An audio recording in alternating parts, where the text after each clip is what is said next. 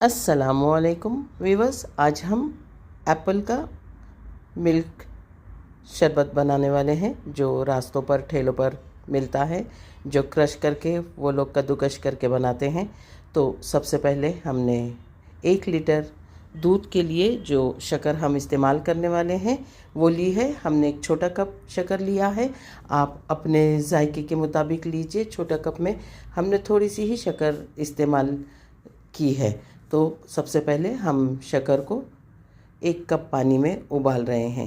1 litre दूध में आप 6 ग्लास शरबत बना सकते हैं, क्योंकि इसमें एक ही एप्पल जाने वाला है जो अच्छी तरह से कद्दूकश किया हुआ होगा, और दूध और प्लस ये जो पानी शुगर सिरप बना रहे हैं हम, ये मिलाकर 6 ग्लास अच्छे से हो जाते हैं। अब ये मैंने ऑरेंज कलर शामिल किया था, लेकिन ये येलो हो गया है, तो हम इसी के साथ आगे बढ़ने वाले हैं। क्योंकि मैं शक्कर डाल चुकी हूँ इसमें, वरना मैं इसे चेंज कर देती, इसको ऑरेंज कलर का थोड़ा सा ऑरेंजिश बनाना था मुझे।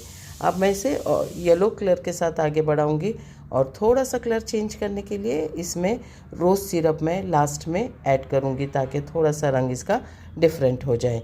ये हमारा शुगर सिरप बनके तैयार हो गया है। इसे हमने ठंडा होने के लिए रखना है।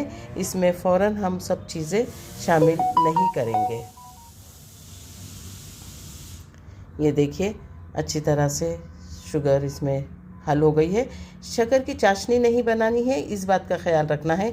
अब हमारा ये रोज़ सिरप डालने का भी तय करना है कि इसमें कितना रोज़ सिरप डालें, तो इसका रंग चेंज हो जाएगा। ये 1 लीटर ठंडा दूध हमने इसमें शामिल किया है।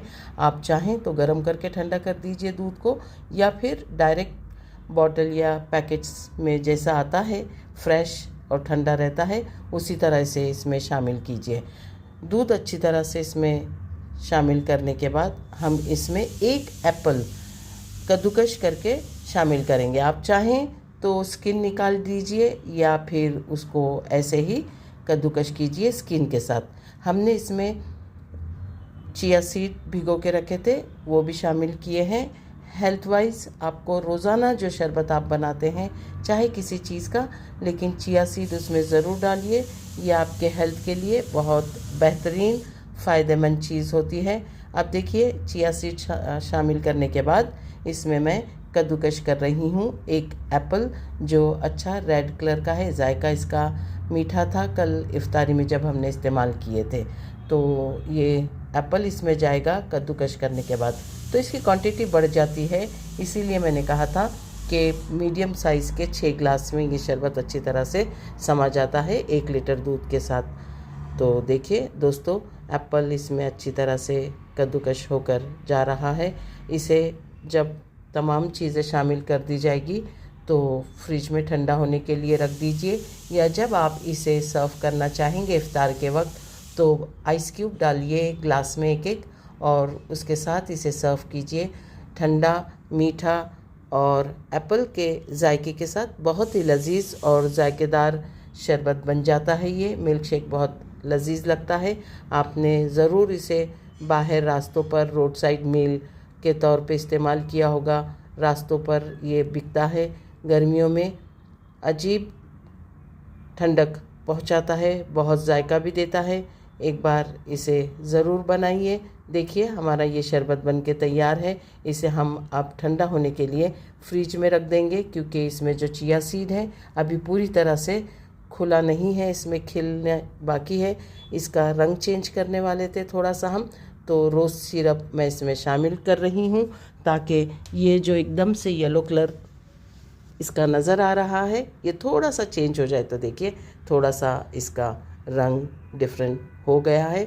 खुशबू के लिए इसमें आप चाहें तो गुलाब का कतरे जो है 2-4 शामिल कीजिए। मैंने इसमें रोज़ वाटर इस्तेमाल किया है थोड़ा सा, ताकि ठंडक के साथ इसकी खुशबू की महक भी अच्छी तरह से महसूस हो। तो ये तमाम चीज़ें शामिल करने के बाद मैं इसे फ्रिज में ठंडा होने के लिए रख दूँगी, ताकि ये इफ़्तार के वक्त चिल होकर अच्छी तरह से पीने के लिए आ सके। और बच्चे अगर पीने वाले हों तो उसमें बर्फ़ अवॉइड कर दूँगी। तो ये हमारा बर्फ़ के साथ बन जाने वाला शरबत तैयार हो गया है, फ्रिज में जाएगा ये। तो इसे एक बार इफ्तारी में ज़रूर बनाइए, इसका जायका लीजिए, लजीज और बेहतरीन बनता है। अल्लाह ताला आपके दस्तरख़्वान पर बहुत सारी बरकतें और नेमतें अता फ़रमाए। अगर आपको मेरी ये रेसिपी पसंद आती है तो लाइक कीजिए, सब्सक्राइब कीजिए, अपने कमेंट्स देना ना भूलें और आपकी प्यारी दुआओं में याद रखिए।